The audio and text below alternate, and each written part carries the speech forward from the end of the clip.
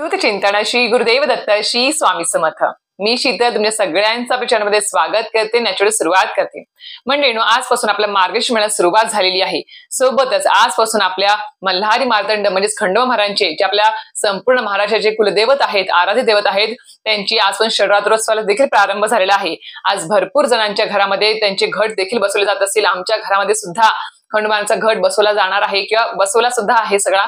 आता फक्त आज मिस्टरांनी उपवास देखील केलेला आहे आणि आज म्हणजे मिस्टरांना माझ्या 6 दिवस उपवास जमणार नाही, त्याच्यामुळे त्यांनी उठता बसा उपवास धरलेला आहे। त्याच्यामुळे आपण तशा पद्धतीने करू शकतो। आणि अजून एक सांगू इच्छिते मी ज्यांना की बा तुम्ही उपवास जरी 6 दिवस नाही केला तरी सुद्धा चालेल, फक्त आणि फक्त सेवेला जास्त महत्व द्या। घटाची परंपरा असेल तर ठीक आहे, नसेल तर नक्कीच सेवा तरी नक्कीच करा। मनोभावे श्रद्धेने खरंच सांगते, नक्कीच सेवा करा। आणि चंपाषष्ठीला जो काही कुळाचार असतो, तळी भरणे वगैरे जे काही असतं नैवेद्य वगैरे, त्या सर्व गोष्टी पार पडा।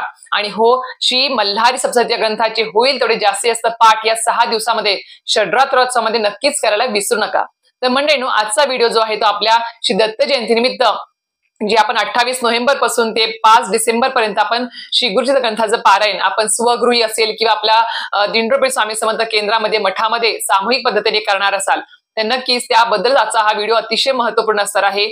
आता खूप जणांना माहिती असेल आणि खूप जण अशी नवीन सेवेकरी आहेत किंवा भक्तजन आहेत ज्यांना जे पहिल्यांदा श्री गुरुचरित्र ग्रंथाचं पारायण करत आहेत, किंवा खूप जणांच्या मनामध्ये भीती देखील असते बघा की श्री गुरुचरित्र ग्रंथाचं पारायण करताना भरपूर असे नियम अटी आहेत, ते पाळणं शक्य होईल का आपल्याला? जर एखादा पाळायला नाही जमला तर नक्कीच आपल्यावरती काही वाईट संकट येईल का, की आपल्याला त्याचे दोष लागतील का, अशी खूप मनामध्ये भीती असते। आणि या भीतीपोटी खूप जण श्री गुरुचरित्र ग्रंथाचं पारायण करत नाहीत।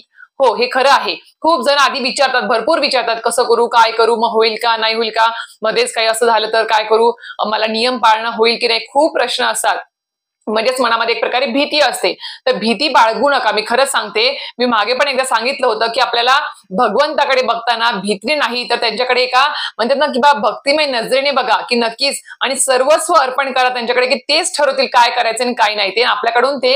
आणि प्रत्येकाकडून ही गुरुचरित्र ग्रंथाचं पारायण होईलच असं नाही आहे। त्यामुळे आधी दत्त महाराजांच्या मनात यावं लागतं, स्वामी महाराजांची सुद्धा इच्छा असावी लागते की नक्कीच तुमच्याकडून पारायण करून घ्यायचं आहे की नाही, त्या बाबतीत तुम्ही काबिल आहात की नाही, हे सुद्धा त्यांची म्हणजे पात्रता आहे की नाही ते सुद्धा ठरवलं जातं। नंतरच आपल्या मनामध्ये तो विचार येतो की नाही, मला पण श्री गुरुचरित्र ग्रंथाचं पारायण करायचं आहे।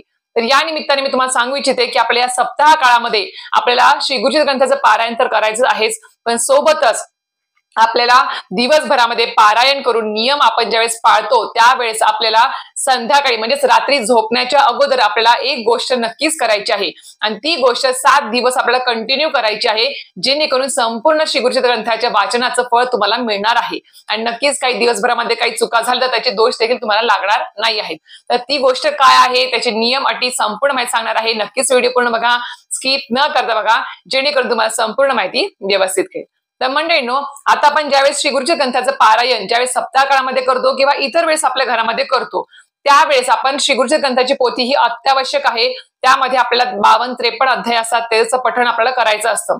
आता आपण त्याचे नियम जर पाहिले, आता सगळ्यांना नियम तर माहिती असतीलच आता, पण त्याचे नियम जर पाहिले, एक धान्य खायचं असतं, मांसाहार वर्ज्य, अल्कोहोल जे काही व्यसन ते वर्ज्य असतं, सोबतच आपल्याला ब्रह्मचर्याचं पालन करायचं असतं, एक धान्य खायचं असतं, भाकरी तर भाकरी, चपाती तर चपाती किंवा भात तर भात, 7 दिवस असे आपल्याला ठरवायचे असतात। द्विदल धान्य चालत नाही, कांदा लसूण वर्ज्य करावं लागतं, कांदा लसूण मसाला सुद्धा चालत नाही, फक्त भाज्या त्याच्यामध्ये हळद तिखट मीठ एवढंच टाकायचं असतं, बस एवढंच खायचं असतं आपल्याला।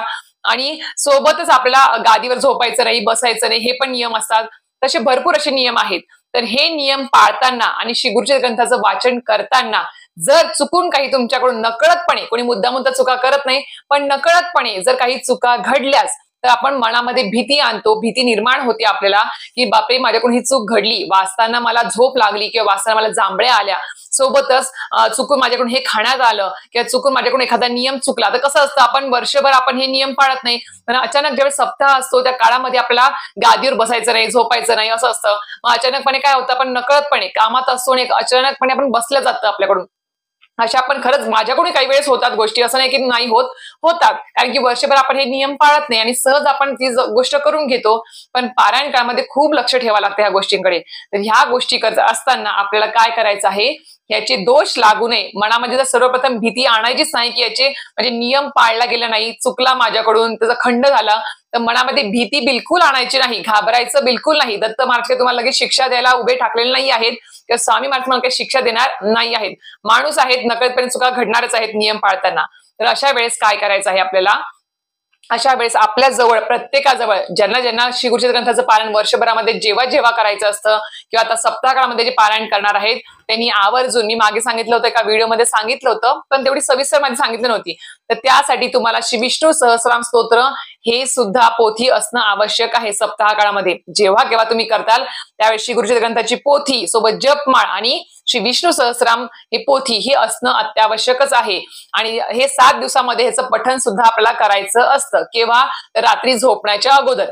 आता विष्णू सहस्रनाम ही जी पोथी आहे, खरंच सांगते आपल्या पारायणच्या सप्ताह काळामध्ये आपल्या हातून ज्या काही चुका घडतील कळत नकळतपणे, किंवा आता कुणी कुणी पहिल्यांदा श्री गुरुचरित्र ग्रंथ वाचतं ते संस्कृतमध्ये किंवा काही अवघड शब्द येतात, पण ते वाचताना आपलं चुकलं जातं, काहीतरी उच्चार व्यवस्थित होत नाही आणि कोणी कधी पहाटे सकाळीच आपण हे वाचन करत असतो किंवा दुपारी करतात काही जण, त्यावेळेस झोप येणे, अचानकपणे आपलं लक्ष विचलित होणे, मन चंचल होणे किंवा काहीतरी म्हणजे आपलं लक्ष बिथरतं, वाचताना लक्ष लागत नाही, जांभळ्या वगैरे येणे, अशा काही गोष्टी घडल्या किंवा चुकून आपल्याला थोडंसं उठावं लागलं मध्येच किंवा बोलावं लागलं, अर्जन्सीमध्ये बोलावं लागलं, अशा काही चुका घडल्या, खाण्यापिण्यामध्ये काही चुका झाल्या, समजा गादीवर बसणं, झोपण्यामध्ये चुका झाल्या किंवा अपशब्द चुकून एखादा अपशब्द बोलल्या गेल्या, तसं आपल्याला करायचंच नसतं 7 दिवस, घरामध्ये चुकून काही वादविवाद झाले तर नक्कीच ते तर घडतातच या दिवसामध्ये, खरंच सांगते ती एक परीक्षाच असते आपली, पण नक्कीच जर चुकून काही अशा गोष्टी घडल्या तर आपल्याला त्यातून खरंच सांगते दोषमुक्त व्हायचं असेल तर आपल्याला श्री विष्णू सहस्रनाम स्तोत्र हे रात्री झोपण्याच्या अगोदर आपल्याला वाचावंच लागतं.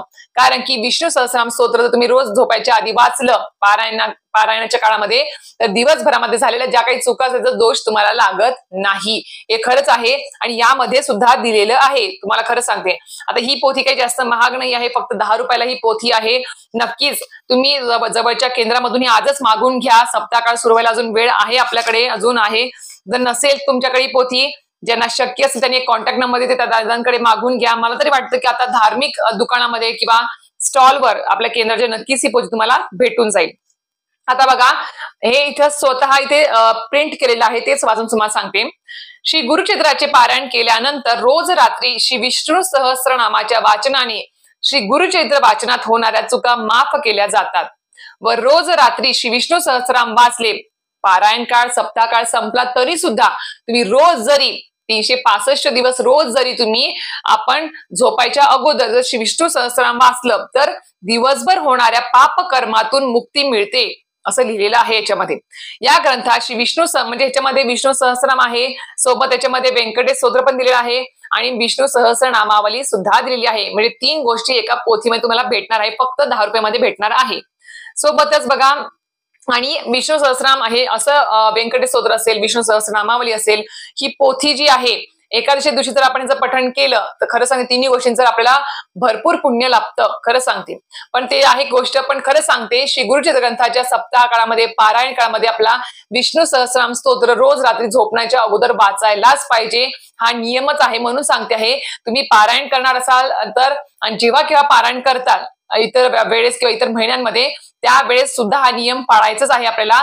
दिवसभरामधल्या ज्या काही चुकांचं आपला काहीतरी नकळतपणे चुका घडतील त्याचं पापक्षरण व्हावं असं वाटत असेल, आपल्याला दोष लागू नये असं वाटत असेल तर नक्कीच रोज रात्री झोपण्याच्या अगोदर विष्णू सहस्रनाम स्तोत्र पठण करायचं आहे. आता खूप जण म्हणतील की ताई हे संस्कृतमध्ये आहे, आम्हाला संस्कृत वाचता येत नाही, अवघड होतं. तर मी खरं सांगते, विष्णू सहस्रनाम स्तोत्र तुम्ही वाटलं असं युट्यूबला लावून द्या आणि शांतपणे ते झोपायच्या आधी ऐकायचं आहे, ते पण शांततेमध्ये बरं का. नाहीतर आपण इतर कामं करतो आहे आणि ते लावून दिलं आहे किंवा कोणाशी गप्पा मारतोय ते लावून दिलं असं नाही. एक तर तुम्ही वाचायचा प्रयत्न तरी करा, होईल ते तुम्हाला. आता मला पण सुरुवातीला वाचता येत नव्हतं, मला काही संस्कृत हा विषय नव्हता ज्यावेळेस मी होते शाळेमध्ये किंवा कॉलेजमध्ये, मला मराठीच विषय होता, तरी पण वाचून वाचून सुद्धा सवय होते. नक्कीच तुम्ही प्रयत्न करा, असं नाही की नाही येत म्हणून आपण ती गोष्ट करायचीच नाही. प्रयत्नार्थी परमेश्वर आहे, त्यामुळे नक्कीच प्रयत्न करा. सुरुवातीला थोडं अवघड होईल, हळूहळू वाचावं लागेल, पण नक्कीच करा.